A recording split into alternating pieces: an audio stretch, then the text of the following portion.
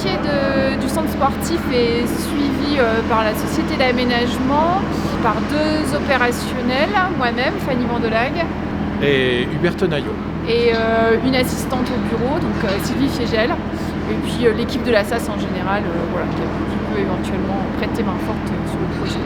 La société d'aménagement de la Savoie intervient en tant que maître d'ouvrage délégué, donc on agit au nom et pour le compte de la commune des Belleville dans le cadre d'un mandat.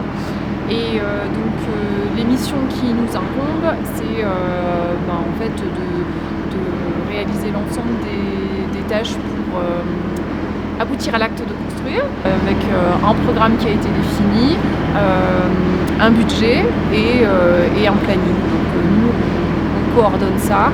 On a coordonné toutes les études, le dépôt du permis et maintenant on est dans la phase de travaux. On coordonne l'ensemble des travaux pour aboutir à un centre sportif qui réponde aux attentes de la commune. Donc nous sommes ici dans le cœur du chantier, dans la zone aqualudique qui comprend des bassins balnéaux, des zones de nage et des jeux pour enfants. C'est un des éléments structurants du programme. Les principaux enjeux de cette opération pour la Société d'aménagement de la Savoie, c'est la réalisation donc, du respect du programme, des enjeux financiers bien sûr, et du planning. Il faut savoir que la construction du nouveau centre sportif se déroule sur 18 mois et qu'au milieu de ces 18 mois, nous avons un hiver. Donc l'important pour nous, c'est de nous mettre hors d'eau, hors d'air pour la saison hivernale 2021-2022, afin de pouvoir travailler à l'intérieur du bâtiment et de pouvoir permettre sa livraison à l'automne 2022. Donc là, une des principales contraintes, c'est de pouvoir concilier l'activité touristique estivale pour cette année, mais aussi hivernale pour la saison à venir, en même temps que la construction du chantier. Il y a aussi la difficulté à mettre en œuvre des matériaux à 2200 mètres d'altitude, à des températures des fois qui sont très basses. À ce jour, nous sommes en cours de finalisation du gros œuvre, avec un chantier qui sera hors d'eau, hors d'air pour cette saison hivernale. Les objectifs de planning sont respectés pour cette saison hivernale afin de libérer les espaces extérieurs pour l'arrivée des touristes notamment. Donc cet hiver, la place des Arolles sera libérée. La voirie sud également. Les abords du chantier et notamment côté piste auront été remis en état pour le fonctionnement notamment de la piste. Nous allons rétablir la continuité entre la place des Arolles et la galerie commerciale via la placette intérieure.